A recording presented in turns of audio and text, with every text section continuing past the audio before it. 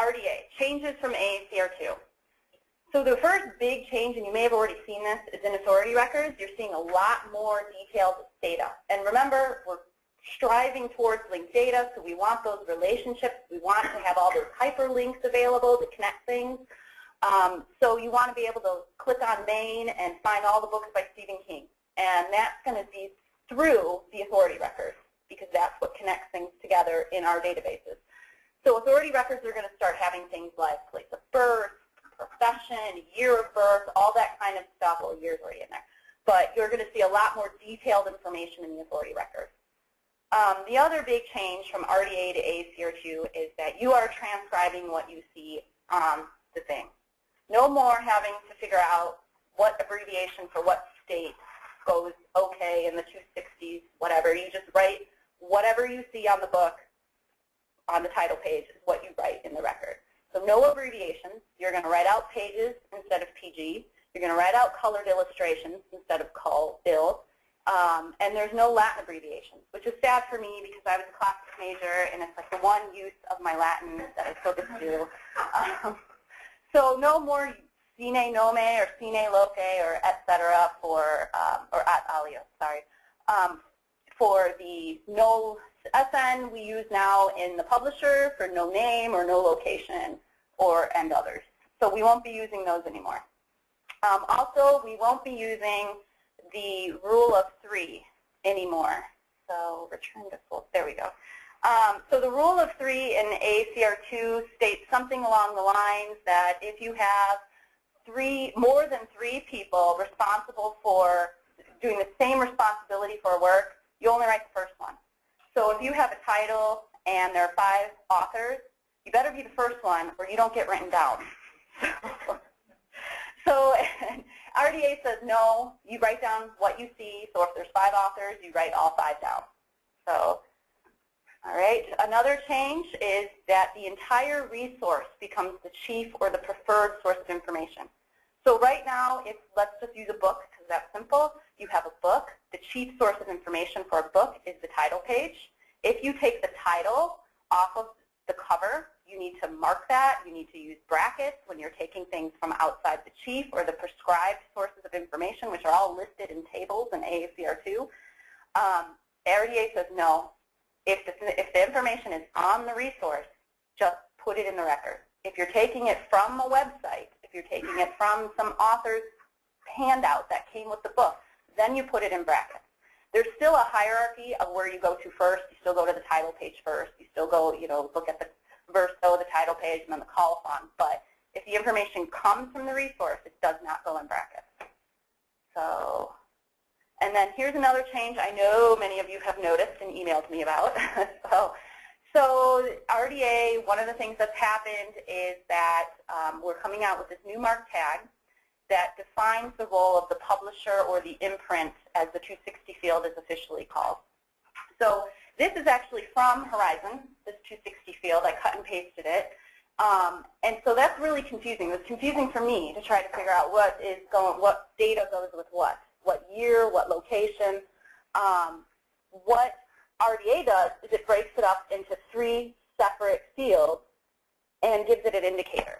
And so the indicator 1 tells you that it's publisher. The indicator 2 tells you that it's distributor. The indicator 3 is telling you that it's manufacturer. And the indicator 4 that I don't have on there is copyright. So this is really difficult for a computer to parse out. They don't like this. They like this a lot better because those indicators tell them that information. So it's just a little easier for the computers. And hopefully when we start dealing with linked data, it'd be easier for that. So the idea is just to make that clearer. LC has already said they are going to prefer the 264 over the 260. Yeah. What if there's a reprint? So if there's a reprint, I think you would have a second 264 subfield 1 with the second information for the publisher. But we'll find out. So I'm still learning this too. But these are repeatable fields. So if you had a reprint and the 264, the publisher information was the same, you could just, but the copyright was different, you could just have a 264 with a second indicator of 4 and just the new date. Okay, or you could have an entire 264 if different publisher, different location. So, okay, so that's one change. So here's the big change. I know there's going to be gasps in this room. So the GMD is being replaced with the 336, the 337, and the 338. This is a big change. And again, remember that 260 and how it was all bunched up? It's the same sort of problem with computer trying to figure out, parse out that little subfield H in brackets. That's the GMD. Try to figure out what that means and make the computer understand it. It's not as easy as having these 3 defined fields. So we're going to get instead a 336, a content type. So this is how the material communicates its ideas to you. A 337, which is your media type, what machine is required to interact with those ideas. And finally, the 338 is basically the format. So to show you, one of the things that Becky, Christy, and I have worked on is taking all of our page-and-a-half of GMDs and making them into what we think the 33X fields will be. So here's a few examples. So a book, which currently does not have a GMD, would look like this. So how is it communicating its ideas as text? What machine is needed to communicate those ideas? None, so it's unmediated. And what is its physical format? It's a volume as opposed to a sheet or a roll, if you had an old up manuscript or something. So, try to think of examples. So, and then there's our video recording DVD. Two-dimensional moving image is how it communicates its ideas. What do you need to understand those ideas? Some sort of video player. And what is its format? It is a video desk. Same thing with compact disc unabridged. You're going to see the 336, the 337, and the 338. How it communicates its ideas, or yeah, what are its ideas, how it's communicating it, what machine is needed to communicate it, and what is its physical format. You can see the difference here between an audiobook and a music CD. So that's what these two are. So they're very similar. It's just how it's communicating its ideas, spoken and opposed to performed music. So, what? It should be in a note. It should be in a note in one of the 500 fields in the record, and it already is in most of the records. What'd you say? Or addition statement, yeah. So part of what RDA is trying to do with MARC is we repeat information in a MARC record a lot, and it's trying to eliminate some of that repetitiveness. So, okay, so what's going on with RDA and Horizon? Well, Update 752, which Donovan spoke about earlier, is already integrating these new MARC tags and subfields. I've put some of them into Horizon. I haven't put them all in. Kind of as I see them, I update Horizon. But this update will include all those new MARC tags and subfields. And then it has RDA toolkit integration. So these 33X tags, these 33X tags are actually a controlled vocabulary. You don't make these up. These are defined by RDA. They're actually in a specific chapter. So what's going to happen with Horizon is we're going to have in 753 direct linking to the controlled vocabulary for these 33Xs. So you'll have a drop-down menu and you'll be able to choose which one. So you won't have to type out unmediated every time you do a book. Let's see, what else? Yeah. So there's still going to be some changes with the GMD and the format display. In 753, they haven't released a whole lot of information about that yet. So what are we doing at SELCO to prepare for GMD? We're going to start training you this spring, this summer, think April, May, and I'll send an email out to the catalogers, and you all will be required, if you want to edit a MARC record by next year, you will have had to have taken one of these RDA trainings. So it's going to be a lot of what to do in those specific questions. So we're preparing training for you all, and that'll be commenced this spring. And you'll have about a year to take the training, so before we fully transition to RDA. The other thing we're working on is what are we going to do about the display? Because I know the GMD is useful. If you want to find which version of the girl with the dragon tattoo. Do you want the large print? Do you want the unabridged or the abridged? Do you want the DVD? And then which one do you want? We do rely on those GMDs and Horizons. So we're working on some alternative for those. I can't tell you what that's going to be. I got a couple ideas, but it's mostly conversations between me and Cersei Dynix and how we can change some of the displays. So we'll see. We won't move off of AACR2's GMDs until there's something useful for you all to use. So, what? Yeah, Lisa. Because we're seeing these changes already coming in OCLC, is there some place that we can look to see whether we're supposed to delete this line or allow it there and not do anything with it? Or, well, I had an 021 line that I didn't know what to do with, and I know now that it merges because yeah. But is there like an online resource that we could go to that says don't delete this, don't delete, because, you know, I'm not a professional. Well, basically the only changes you should be seeing are these 264s and these 33Xs for the most part. Just leave them? Yeah, just leave them. If it has RDA and the 040 tag, that means it's an RDA record. And so it's going to have 264s and 33Xs. I can send more information out to the catalogers too, if you want. So, because I did send something out about the 264s. So, Donovan's standing up. That means I have to be done. So, just email the help desk, email me. I'll send emails out to the catalogers with questions. We are in a period of transition, so you're just going to have to kind of go with it a little bit. So, oh, 2 questions. Oh, no. And so you mentioned the price for the RDA toolkit, but yes. We are not expecting the libraries to purchase that. That's something that SELCO will have. Well, we have access for SELCO, but it's by like IP range. So they can't access our RDA toolkit. But if they ask me a question, I would go in and send them the information. So, which is, I don't think most of them have AACR2. I know I didn't have a copy. So. So we are working on the display issue, and we're meeting regularly to discuss RDA issues, Sherry. Yeah.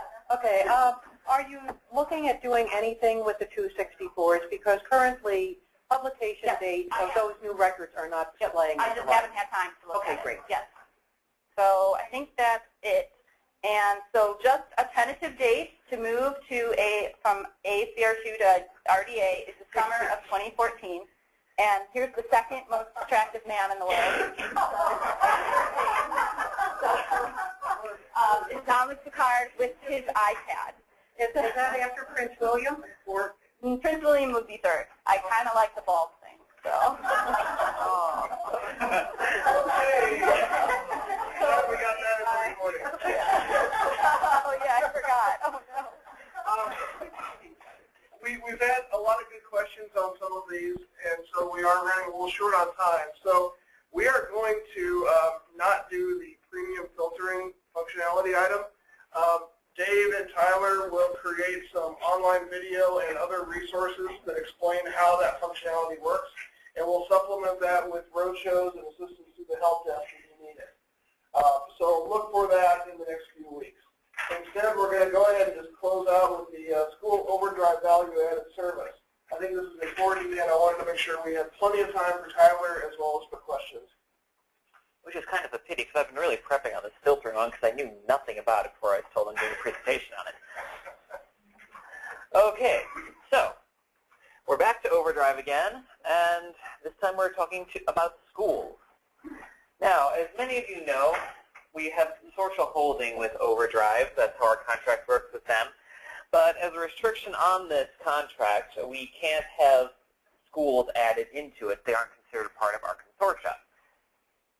It's complicated as to why, but basically if they choose to go into overdrive, each would have to do their own collection that would be separate from not only the public libraries, but from any other school that was doing it. So we have been looking into access to ebooks for the schools. And it has been tricky. And, oh, you'll notice from the bottom of all these slides, I have 4 slides, and there are 4 little library card signs at the bottom of them. I'll talk about them later, but feel free to look at them now. The language won't let us do schools because that's how it works, and we have restrictions set up in place with overdrive that basically school library cards won't work. They need to have the agency code for a public library, and they need to have the code set up in Horizon as well. But looking at the language in the contract, it is somewhat broad when it comes to the definition of a library patron. So, with that in mind, we have been able to come up with a way to get access to leisure reading material for students in our libraries by having them register as a public library. Or, as an alternative, they can register at SELCO if they have no pairing public library. The main part of this comes down to their patron record. They would need to have a duplicate record as a public library patron, which is not an issue, as we already do that for students in our region, as we were talking about before with Crossroads. But, like I said, this is for leisure reading material. It follows the same rules as the regular Overdrive stuff because they will be a public library patron, so it is simultaneous access. One copy means one access. The important part is this comes down to the barcode, which is the identifier for the patron. They need to have a public one, and it needs to be paired up with the public library, or SELCO, because we count as a public library. And then the card that goes along with it. Now, as an alternative, we can just provide the barcode to the schools, and they can stick the barcode on their student IDs or whatever. But we have looked into getting separate library cards as well with these funky designs you keep on seeing on all of these slides, which I really quite like. There is a cost associated with this. This is a value-added service like it is for our public libraries. The cost mainly comes down to the establishment of the patrons in the database, copying the records, getting them ready for you to put barcodes on them and getting them ready. And then it also goes to collection development, like our public libraries pay annually so we can keep the reading materials going, and so we can expand and get more in the children and young adult range. Comes back to that as well. That's the other reason I'm looking into expanding our children's holdings in the collection. The price is fairly reasonable. It is based off the public library one with a base fee per location, and then an additional part of the formula based on the number of patrons registering. Okay, the patron status, they would belong to their home library, so their public library if they're willing, or SELCO if they are unavailable or unwilling to be paired up with a public library. So they would follow the rules of that public library. They follow the same D-type rules set up for whatever we will be using, same requests and all of that. They are considered a public library patron when they are using this card. They are not fine exempt if they request print materials. Ebook materials they don't have to worry about if they can't come overdue. They are returned automatically. And we'll be working on establishing a B-type here at SELCO to set this up, as for the most part we just have accounts for staff members and out-of-region libraries at the moment. Okay. When it comes to curriculum reading, as I said, it is limited in Overdrive. The only real choices here are these main two at the moment, Project Gutenberg, which are public domain materials. We have these linked in our Aqua Browser catalog. And if there is something out there that you know is in Project Gutenberg and is not in Aqua Browser, let us know, and Cheryl can add the record into the catalog so you can have access that way. And then Overdrive Max Access, which is an exorbitantly expensive service offered by Overdrive, allows you to have unlimited simultaneous access. But as part of our purchases, we did at one point qualify for 50 random max access titles, so there are about 50 of them in the catalog that we can have unlimited people checking out. And then the real alternative for schools at this moment seems to be Mackin, working on their ebook solution. They are currently in the testing phase with Traverse to Sue on this in the States, so we're going to see how that pans out and perhaps even get something statewide in there for curriculum reading.